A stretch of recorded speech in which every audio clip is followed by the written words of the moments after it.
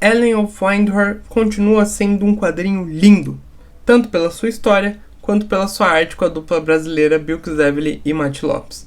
E nessa segunda edição é até difícil de falar, porque a gente tem muito do que tem na primeira, mas com algumas situações que vão começando a esclarecer um pouco mais a história e causando um pouco de dúvida sobre o que vai vir pela frente. Bora falar dele. Bom, acho que uma coisa importante e que eu tô sentindo que vai ter importância daqui pra frente são timelines. A gente tem 3 momentos da história. A gente tem na primeira edição a Lilith, a governanta da mansão Windhor, contando sobre o passado dela na mansão para um jornalista.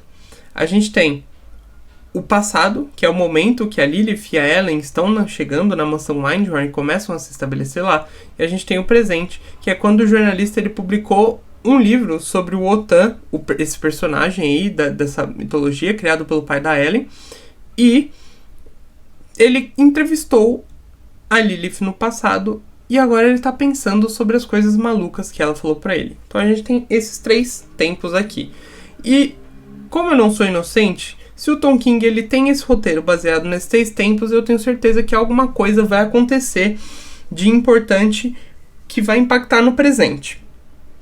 A gente tem informações sobre esse presente de que ninguém dessa história existe mais. Todo mundo sumiu. O mordomo, a Ellen e o avô dela, exceto a Lilith, que estava viva e deu entrevista, mas que já faleceu também. E isso causa nele essa impressão de eu preciso contar mais dessa história, mas eu não lembro se ela falou essas coisas fantásticas ou se eu estava doido. E no presente a gente vai ter a sequência da Ellen na mansão. Após o trauma da edição passada, na edição passada, a Ellen e a Lilith, a governanta, foram atacadas por um monstro e salvas pelo avô da Ellen com uma roupa de bárbaro. Estranho. E ele salvou elas. E a gente já tem o começo da edição estabelecendo que, cara, não se fala sobre isso, tá? É igual aquele desenho da Disney, Não Falamos do Bruno. Aqui a gente não fala sobre monstros.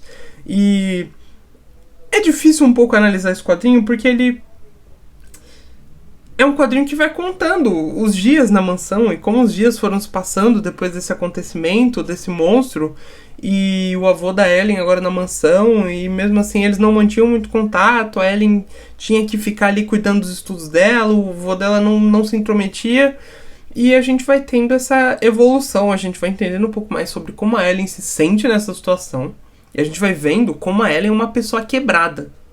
Isso na primeira edição deu pra perceber em alguns pontos, mas na segunda edição fica muito claro o quanto a Ellen é uma pessoa traumatizada pelo que acontecia com o pai dela e que ela sente o impacto de tudo isso nela hoje e que talvez a ideia dela de estar na mansão do vô dela tenha dado pra ela uma outra perspectiva do que poderia acontecer, de que talvez ela seria acolhida pelo avô e o avô explicaria mais sobre o pai, mais sobre a vida, ou alguma coisa assim. E depois do monstro, a Ellen fica obcecada, entendeu? O que é isso, cara? E ninguém vai me falar, e o avô se recusa a conversar sobre.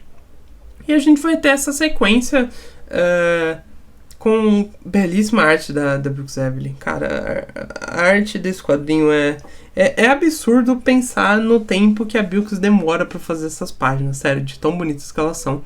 E as cores do Matt Lopes também sempre no ponto perfeito.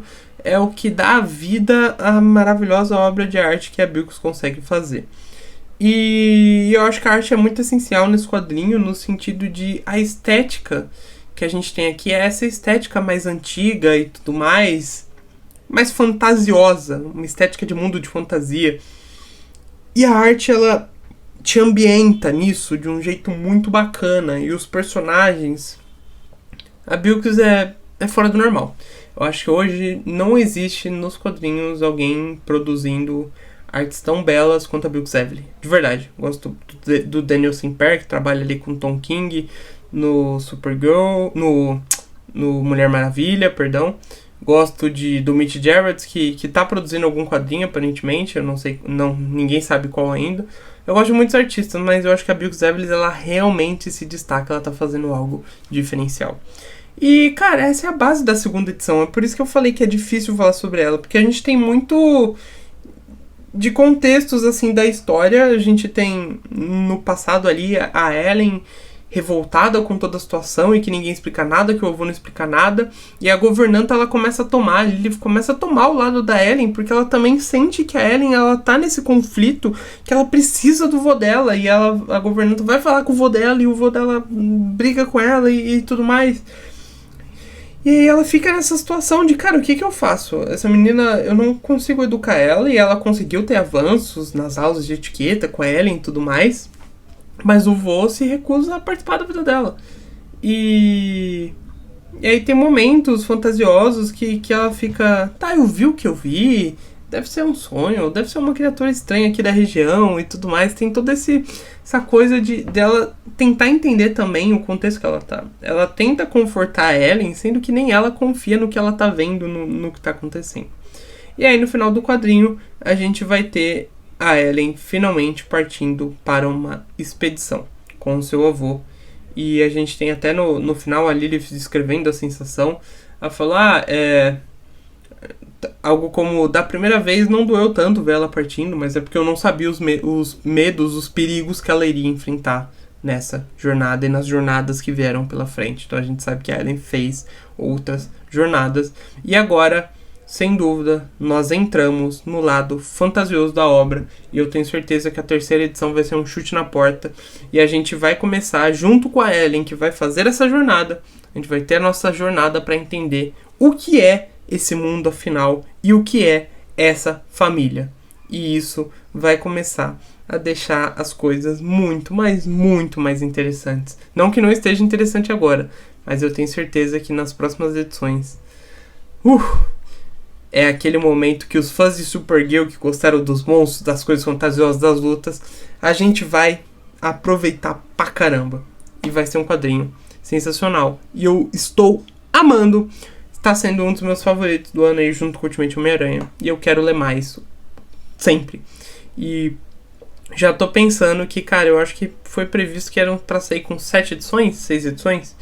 E eu já falo, não, por favor, eu preciso de mais. Eu preciso de mais. Então, gente, muito obrigado pra você que assistiu até agora. Deixa o seu like, se inscreve, ativa o sininho pra não perder nada. Deixa o seu comentário falando o que você acha aí de quadrinho de fantasia. Se leu Alien of Windhor ou tá ansioso pra sair no Brasil ainda.